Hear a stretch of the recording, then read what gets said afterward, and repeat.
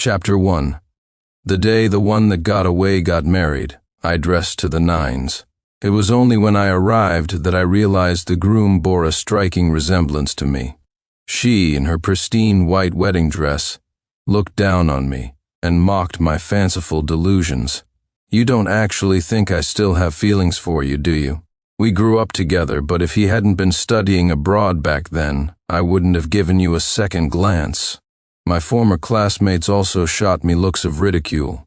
Not only are they in love, but he's also rich. How can you possibly compare to him? Yes, how could I possibly compare? Perhaps with the fact that his father was on his knees last night, begging me to save his family's company. The news of Victoria Holloway's wedding hit me like a bolt from the blue. She had sent me an invitation, so despite the storm of emotions in my heart, I decided to go and see for myself. I wanted to see which man was lucky enough to be with Victoria in the end. Victoria was my high school classmate. Back then, she was the goddess in the eyes of many boys. At that time, I had come from a small town to study in the big city. Seeing my glamorous classmates, I couldn't help but feel a little insecure and nervous. Victoria was the first person to show me kindness. On the first day of school, the bag my mom had used to pack my belongings tore, and my clothes spilled all over the ground. I was surrounded by gawking students, and I squatted on the floor in humiliation, desperately trying to stuff the clothes back into my arms. That's when Victoria appeared. She was like an angel from a fairy tale, walking toward me in the sunlight and pulling me up from the ground. "Which dorm are you in? Let me help you carry your things." I had never seen such a beautiful smile. From then on, every description of a radiant smile in books brought her face to mind. She had a wonderful personality and took special care of me. It was only natural that I would fall for Victoria. What I never expected was that Victoria would fall for me too. The year we graduated from high school, we officially started dating. It shocked everyone. Even though we were in a long-distance relationship for all 4 years of college, my feelings for Victoria never wavered. Later, I stayed in that city for work, and Victoria, unable to bear the days we spent apart, broke up with me. I secretly took a bus to see her once. Her face was pale, and she was so thin she looked to be in great pain. At that moment, I made a resolution. I would work hard until I could stand before Victoria Holloway with my head held high once more. I would tell her that this time, no matter where she was, I could be by her side. Unfortunately, before I could muster the courage, she was already set to become another man's wife. Standing at the entrance of the hotel, I nervously adjusted my tie. Normally, I don't care much about my appearance. The housekeeper usually prepares my clothes the day before, and I just have to put them on. But today, before leaving, I must have stood in front of the mirror and tried on 5 or 6 different suits. If I had known, I would have spent more money on clothes back then. Tugging at my cuffs, I took a deep breath. I was already 27, but whenever it came to anything related to Victoria, my hands still trembled with nervousness. If my friends saw me, they'd laugh at me for being such a hopeless romantic. I wonder if Victoria will like what I'm wearing. A staff member led me toward the wedding hall. Because of a last-minute short meeting, I wasn't early. The greeters at the door were gone, leaving only a wedding portrait of the bride and groom. Honestly, I came to Victoria's wedding today with a bit of a chip on my shoulder. I wanted to see what was so special about the groom that he could win Victoria's hand. But when I saw the wedding photo, I froze, because the groom in the picture looked about 50% like me. Chapter 2. The young women in my company loved to read novels in their spare time. I'd picked up a few things from their conversations. Almost instantly, the phrase substitute trope popped into my head. I couldn't help but wonder if Victoria, like me, had never forgotten our relationship. Perhaps she just didn't understand how I felt, so she was too shy to reach out. And in the end, she married a man who looked like me. This budding thought quickly consumed all my reason. Even though I knew how absurd it was, a flicker of hope ignited within me. A few days ago, when I saw Victoria's message, I was overcome with despair. I clutched a box filled with all the memories of my youth and drank myself into a stupor all night. I kept telling myself to give up, that the past was the past and could never be reclaimed. But now, that tiny, unextinguished spark had flared into hope once more. I pushed open the heavy doors of the hall, and my eyes immediately found Victoria, chatting among the crowd. She was turned to the side, her high-bridged nose above ruby-red lips. Compared to the year we broke up, Victoria's face had a more mature, captivating charm, making her look even more radiant. The white wedding dress made her seem otherworldly. Just one look made my eyes sting. We hadn't seen each other in so long. I forced my legs to move, walking slowly toward Victoria. The laughing crowd fell silent as they noticed me.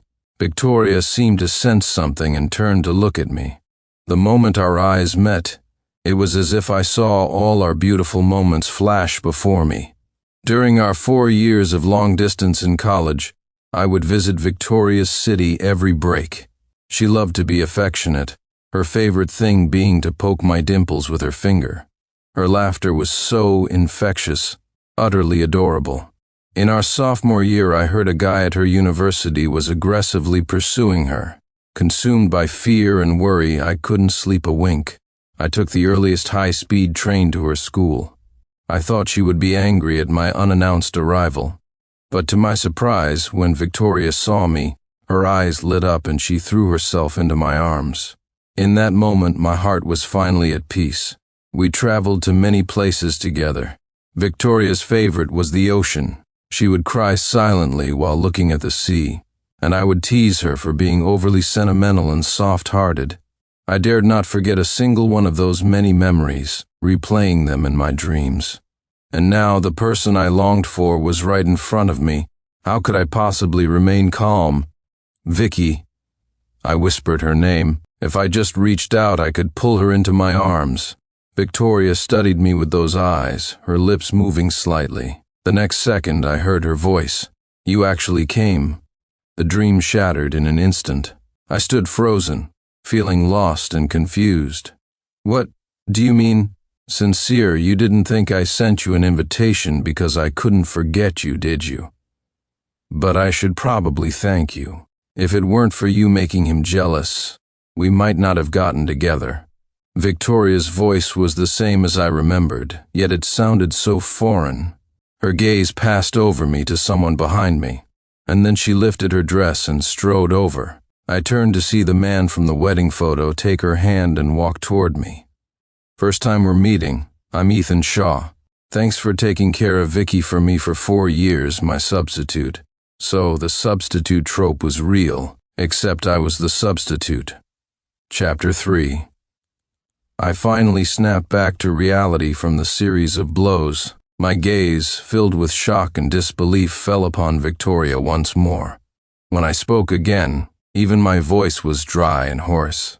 So from the very first time we met, back in our first year of high school, you approached me with an ulterior motive? Victoria's eyes were filled with contempt as she nodded nonchalantly. Of course. Did you really think I'd help some country bumpkin out of the goodness of my heart?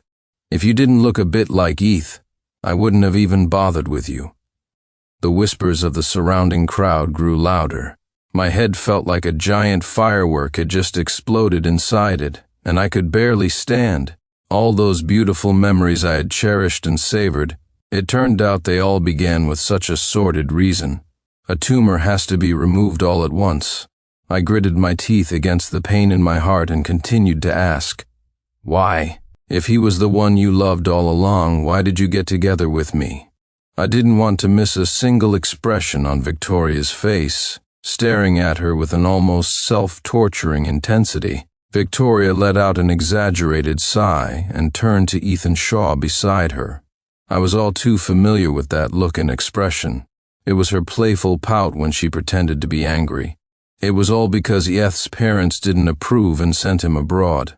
I was heartbroken, so I just wanted to find someone to make him jealous. Ethan pinched her nose, his tone dripping with affection.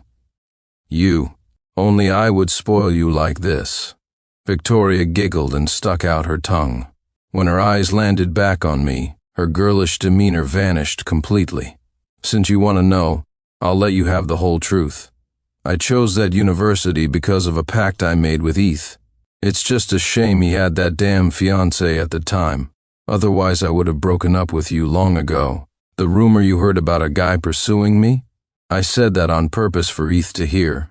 When you came to find me, Eth was nearby. All my affection and intimacy with you were for him to see. And on your birthday before we broke up, I said I was sick. The truth is, that's when Eth confessed his feelings to me.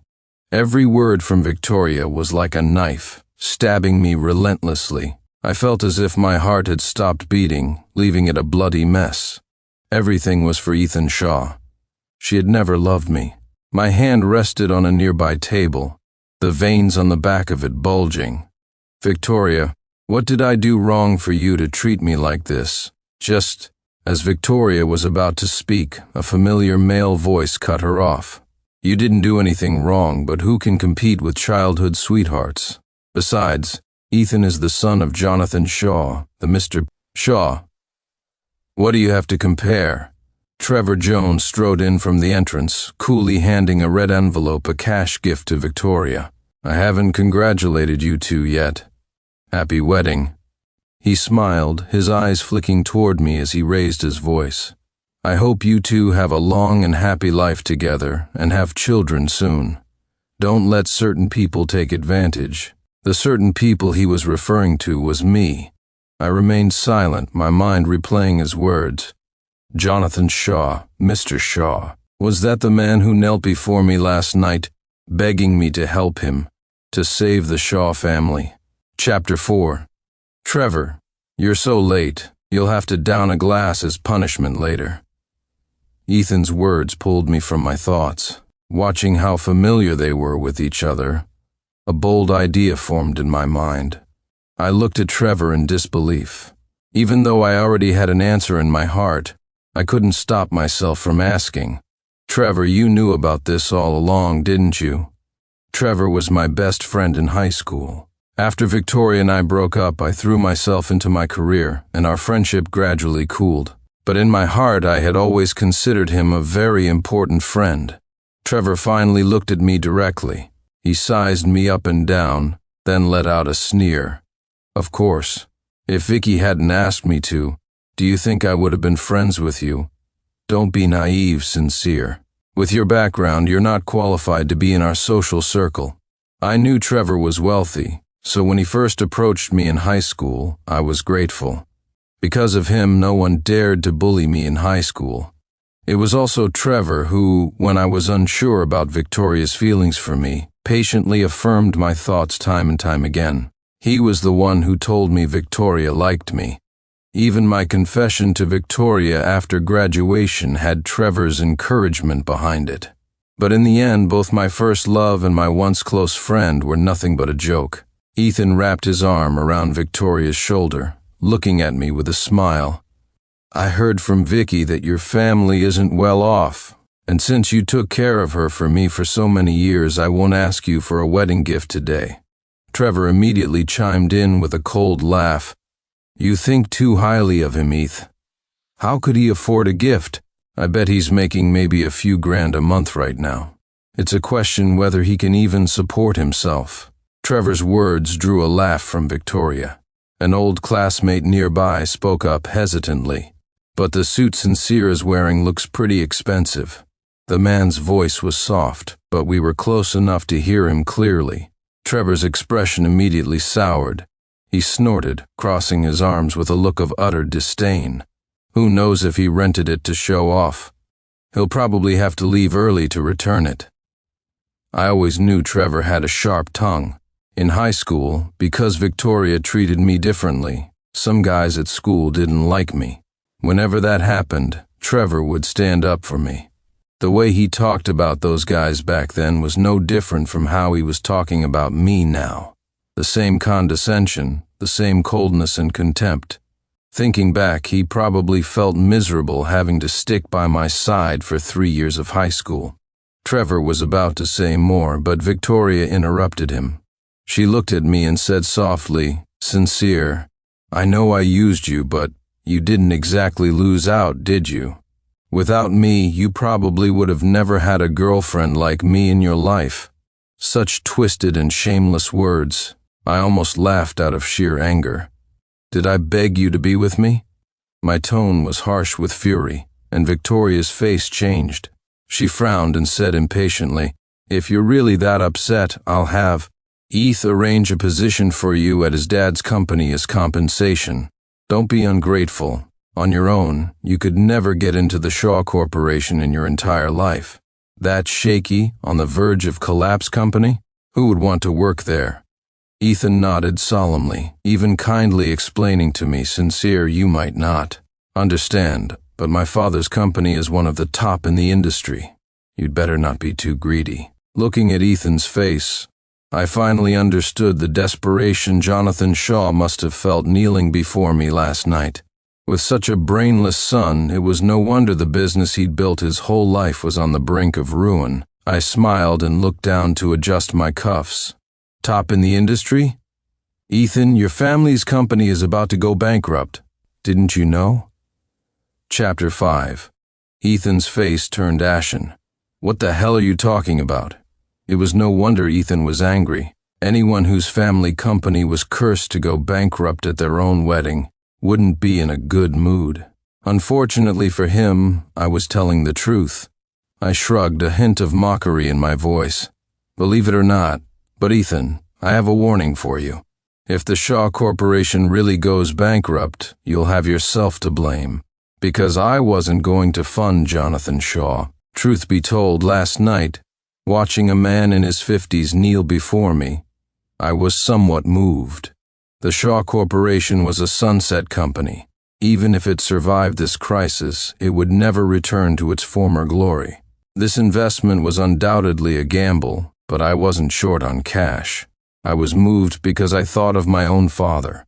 He was around the same age as Jonathan Shaw, and I thought, if my father ever had to beg someone so humbly, I would be devastated.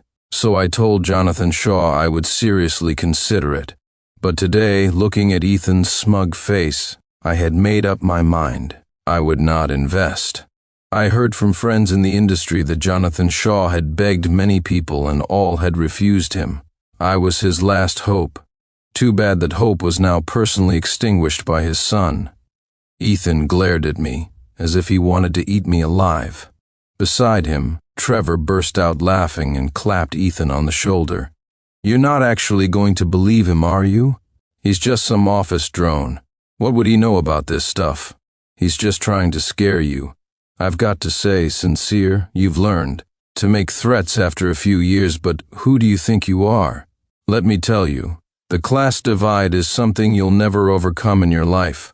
Trevor laughed, the disdain in his eyes for me completely undisguised. Even Victoria shook her head, looking at me with disappointment. "Sincere, you've changed." Seeing Victoria's pretentious act made my blood boil, and I snapped, "Shut the hell up." "Who the hell do you think you are?" My words made Victoria's face turn pale, then red. Just as she was about to retaliate, a commotion erupted outside the hall. "Get out of my way, I'm Isabel Thorne, who dares to stop me, the heavy." Doors were kicked open, and a woman in a black leather jacket strode in. Her eyes locked onto Ethan, and without hesitation, she marched up and slapped him across the face. The sound was so loud it made my own cheeks sting. "Ethan Shaw, you son of a bitch," I knew this woman. She was Isabel Thorne, the only daughter of the Thorne family. Contrary to her name, Isabel was a real spitfire, fiercely passionate, and not afraid to offend anyone. It was only because of her family's immense wealth and power that she had survived this long. Ethan was caught completely off guard, and his face quickly swelled up. Victoria supported his arm, her eyes full of concern. Then she glared at Isabel. "Miss Thorne, Ethan and I are truly in love. You can't tear us apart," I spit. "On your true love, you knew he had a fiancée, and you still seduced him. What are you if not the other woman?" So she was Ethan's fiancée. In that case, Ethan was in deep trouble. I couldn't help but let out a soft chuckle, which was particularly noticeable in the silent hall. Isabel's sharp gaze immediately shot over to me. I couldn't avoid it. But soon, the anger in her eyes faded, replaced by confusion. Sincere? What are you doing here? Don't we have an acquisition meeting this afternoon? You didn't go? Chapter 6. Isabel Thorne's words made everyone's eyes fall on me. I guiltily rubbed my nose and nodded. Well, something came up. Trevor frowned, his gaze shifting back and forth between me and Isabel. You two know each other? I wanted to stop Isabel from talking, but her mouth was already firing like a machine gun, spilling everything. What do you mean? Do we know each other? Don't you know him? Are you kidding me? Sincere's company is the dark horse that's been skyrocketing in recent years. And you're asking me if we know each other? Then again, birds of a feather flock together. It's normal for trash like you, who don't care about business at all, to not know him. Isabel sneered, her verbal assault hitting everyone present. Trevor's face darkened, while on the other side, Ethan finally recovered. His cheek was still red and swollen, the handprint now looking particularly comical. But Ethan maintained a stern face, his angry gaze fixed on Isabel. Isabel, I've told you many times I don't like you. The engagement was forced on us by our families against my will. It wasn't my choice. Isabel scoffed and rolled her eyes. I spit on that your dad used our engagement to leech resources from the Thorne family, and you didn't say anything then. Now you're telling me it wasn't your choice? So you get all the benefits but don't want the bride? How come you get to have it both ways? Besides, if you were really unwilling, you could have proposed to end the engagement. What's the meaning of having a secret wedding here? Trying to make a fool out of me? I looked at Ethan in surprise. I had assumed that if he was marrying Victoria, everything must have been settled. I never imagined it was a secret wedding. Sincere, tell me, aren't they being completely unreasonable? Isabel suddenly called my name. I was stunned for a moment, then nodded vigorously. She acted as if she had found an ally and immediately stood by my side. Ethan looked at me, then at Isabel, and suddenly it was as if he'd figured everything out. His face was no longer dark, his eyes no longer clouded. He looked like a tree in spring. Sincere, I underestimated you. I had no idea what Ethan was talking about now and just looked at him quizzically. Fortunately, he didn't seem to expect a reply and continued on his own. You brought Isabel here, didn't you? You're both putting on this act to make us believe you've done well for yourself since graduation, all to make Vicky regret it. Too bad, Sincere. A person's nature doesn't change. No matter how well you pretend, I can still see you for what you are, a good for nothing. You will never escape your fate of being poor in this lifetime. Ethan looked at me mockingly, seemingly eager to see me crumble after my lie was exposed. But I just exchanged a look with Isabel, our eyes filled with mutual helplessness. Isabel paused for a moment before speaking slowly. Is he mentally ill? That simple question successfully made Ethan's face darken. Victoria, on the other hand, walked up to me again, her eyes filled with a sort of pity and compassion. Sincere, I know this is a huge blow for you, but you can't just give up. I never loved you. You don't have to tell such a colossal lie for my sake. Whether you're rich or poor, no matter what you become, my heart has only ever had room for Eth. As she spoke, she turned and gave Ethan a deep, loving look. If there weren't so many people around, I was afraid they would start kissing passionately right then and there. I sighed, feeling a dull throb in my temples. I had no desire to watch this farce any longer. I took out my phone. Who are you calling? Ethan asked with a frown. I waved my phone and answered with a smile, tattling to your dad. Chapter 7. Ethan looked at me as if I were an idiot, but I didn't care. Jonathan Shaw answered the phone quickly, his voice as humble as it was last night. Mr. Clark, have you made a decision? I didn't answer his question, instead asking, Mr. Shaw, do you know what day it is today? Jonathan was clearly taken aback. I continued, Today is your son's wedding day. Wedding? As I expected, Jonathan Shaw had no idea about Ethan's wedding. The Shaw family was in a precarious position right now, and offending Isabel Thorne at this juncture was not a smart move. Moreover, I hadn't seen Jonathan Shaw at all since I arrived, which meant he wasn't even here. I gave him the name of the hotel. A series of small noises came from the other end of the line, suggesting a state of chaos. After I hung up, Trevor was the first to question me. "So, what did Eth's dad say to you, Mr. Clark?" He dragged out the last two words with a sarcastic tone, as if mocking my overconfidence. "Mr. Shaw will be here shortly." I ignored him and simply found a seat, even having the leisure to pour myself a cup of tea. Isabel, seeing there was a show to watch, sat down next to me. Ethan sneered, looking at me as if I were a tiny ant. "Sincere, have you lost your mind after working for a couple of years? You think my dad will listen to you?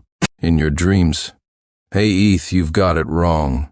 I bet there was no one on the other end of that call. It was all an act. I'll say this right now. If Uncle Shaw really shows up sincere, I'll get on my knees and call you Dad." They went on, making no effort to hide their disdain for me.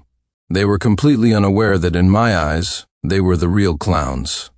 "All right, stop playing along with Sincere's act. Vicky, Eth, it's almost time. Let's get started." Trevor shot me one last eye roll and urged the couple to begin the ceremony. The crowd that had gathered around us gradually dispersed. I remained calmly seated, replying to messages on my phone. Isabel couldn't sit still and nudged me with her arm. "Hey, what's your relationship with them?"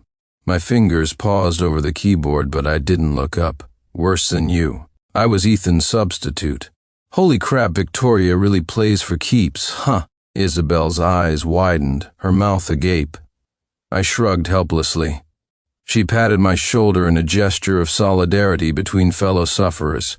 Soon, the lights dimmed. Victoria appeared on the aisle, a spotlight on her. Her face was as beautiful as ever, but in my eyes now, it was as ugly as a demon's. Ethan stood at the other end, looking at her with deep affection. They gazed at each other while a slideshow of their relationship played on the big screen behind them. Ironically, I had taken many of the photos of Victoria myself. Just as their hands finally clasped and the officiant was about to begin the ceremony, the doors to the hall burst open. A panting Jonathan Shaw stood at the entrance, his suit and hair a mess. His face was flushed, and he pointed at the stunned Ethan on the stage and roared, "Ethan, you damn fool, do you have any idea what you're doing? See? When it comes to problem children, you have to go to the parents." Chapter 8. Jonathan Shaw's sudden arrival brought the ceremony to a screeching halt. Ethan on the stage was clearly unprepared for this turn of events. He froze on the spot, his voice trembling. "Dad, how did you—" Jonathan rushed onto the stage and grabbed Ethan by the ear. "How did I get here, is that it? If I hadn't come, how would I have known you'd do something so idiotic? Getting married behind my back. Have you lost your damn mind, Ethan?" Although Jonathan was no longer young, his voice boomed like a bell, and his furious expression sent a chill down even my spine. But at this critical moment, Victoria just had to interfere. "Uncle, Ethan and I are truly in love. Truly in love. Don't think I don't know what you're after, just the housekeeper's daughter," going on. "About being childhood sweethearts, I spit on that I didn't expose you before out of respect for you as a girl, but it seems I underestimated you." Jonathan's words not only made Victoria's face drain of color, but also stunned everyone present. She was the daughter of the Shaw family's housekeeper in high school. Victoria's clothes and expenses were all top-notch, which led to rumors that she was the daughter of some wealthy family. Who would have thought that the person who kept calling others country bumpkins had faked her own identity? Tears welled up in Victoria's eyes, and she looked like she was about to burst into tears. Trevor couldn't stand it anymore and shot up from his seat. "Uncle Shaw, so what if she's the housekeeper's daughter? Vicky is the kindest girl I've ever met." Jonathan, still holding Ethan by the ear, glared at Trevor. "Is that so?" If you like her so much, why don't you marry her? I'd like to see if your father wouldn't beat you to a pulp if you married Victoria." Trevor's mouth opened, but no words came out. For families like theirs, profit was the most important thing. Jonathan dragged Ethan by the ear all the way to me. He shed his previous fury and bowed slightly to me. "Mr. Clark, thank you so much for calling me. If it weren't for you, this brat would have been the death of me." The moment Jonathan spoke, Ethan's eyes filled with shock as he looked at me. Even Trevor and Victoria stared with wide eyes. I stood up and smiled. "It was nothing. I haven't asked, Mr. Clark, what brings you here?" I looked at Ethan with a smile. His face was pale, his lips trembling. My smile widened as I said to Jonathan, "Oh, I'm a high school classmate of Victoria's." Jonathan's eyes instantly lit up. "In that case, then." "But Mr. Shaw, your son seems to have a big problem with me. He even said that people like me are destined to work for you our whole lives. Oh, and he wanted to offer me a position at your company. What job do you think would suit me, Mr. Shaw?" I interrupted Jonathan, my tone teasing, but my eyes were ice cold. The smile on Jonathan's face instantly froze. But Ethan, still oblivious to the change, continued to shout, "What's with the sarcastic tone, Sincere? It's your own fault for not being clear from the start. You can't blame me for misunderstanding besides, so what if you have a company now? How could it possibly compare to our family's company? Shut up." Jonathan's face was terrifyingly grim. He didn't hesitate to turn and slap Ethan across the face. As if that wasn't enough, he kicked Ethan to the ground. You prodigal son, Mr. Clark, please don't listen to his nonsense. Please reconsider the investment." Chapter 9.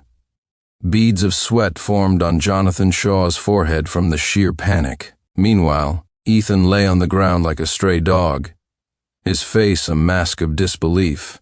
"Dad, why did you hit me? What did I say that was wrong? You shut your mouth every day. It's Victoria this, Victoria that, or just eating and drinking and having fun. You don't ask about the company at all. What do you know?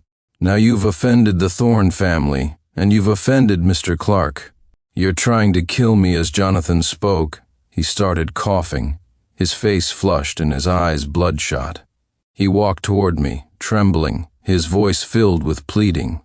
"Mr. Clark, I'm begging you. I built the Shaw Corporation with my own 2 hands. I can't bear to watch it just disappear like this." I looked at Jonathan Shaw, my heart filled with a mix of emotions. Ethan was undoubtedly a scumbag, but Jonathan's desperate state was truly pitiful. In the end, I could only sigh.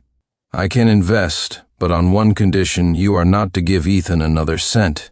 From this day forward, the Shaw Corporation has nothing to do with him." This was essentially asking Jonathan to disown Ethan. The budding smile on Jonathan's face froze instantly. Ethan had just managed to get up from the floor with Victoria's help when he heard my words. He sneered, completely unconcerned. "Sincere, what are you talking about? There's no way my dad would—" "Okay." Jonathan's voice was soft, but incredibly firm. It was as if Ethan's throat had been squeezed shut. He couldn't utter another word. He looked at Jonathan in shock and pushed Victoria away. "Dad, what are you saying? I'm your biological son, Ethan. Dad has no choice. You're a grown man now, with hands and feet. You won't starve." Jonathan looked at him with reluctance in his eyes, but he didn't change his decision. It was only then that Ethan realized he had lost his greatest support. His legs went weak and he collapsed to the floor. His eyes were vacant, as if all his support had been suddenly ripped away. I ignored Ethan, my gaze fixed on the equally pale Trevor. "Trevor, do you remember what you said earlier?" Trevor looked at me in disbelief. "Sincere, even if you're rich now, you can't humiliate me like this. Humiliate you? Weren't those your own words? Of course, if you're unwilling, that's fine. I imagine Mr. Jones has so many sons, he wouldn't mind losing 1 or 2. Mr. Jones was notoriously promiscuous in their circle, with countless illegitimate children. If he found out Trevor had offended me, he would likely disown him without a second thought." Despair filled Trevor's eyes, but he knew I was telling the truth. Finally, he walked over to me. Then he slowly knelt. "Dad, Daddy, good boy." I saw tears of humiliation fall from Trevor's eyes and splash onto the floor. But so what? If you bully others, you should be prepared to be bullied in return. I glanced around one last time, let out a cold laugh, and turned to leave. But I felt someone tug at the corner of my jacket. I looked back. It was Victoria. She looked at me with a complicated expression, but I just snatched my clothes from her grasp and walked away without looking back. The one that got away. She was nothing more than an old, stale crumb. Chapter 10. With my investment, the Shaw Corporation finally returned to its former glory. Ethan was kicked out by Jonathan. I heard he tried to beg his father for forgiveness several times, but was thrown out by security each time. For some reason, Isabel Thorne started hanging around me, claiming that the events of the wedding day had forged a revolutionary friendship between us. She would periodically share the latest gossip about Ethan and the others. After being kicked out, Ethan was despondent for a while, but soon Victoria became pregnant.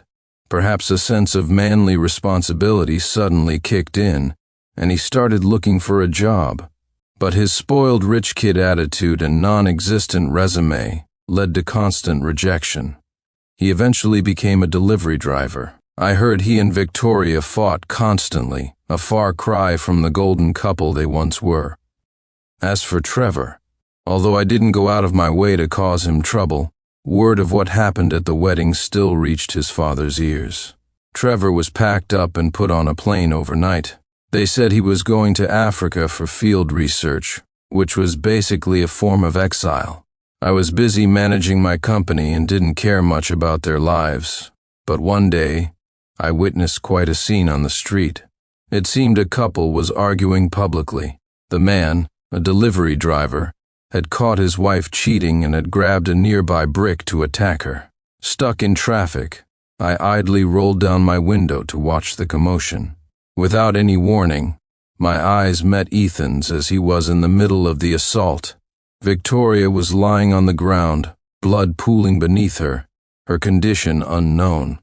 Ethan was taken away by the police. Isabel later told me that Victoria, tired of their poor life, had found a new sugar daddy.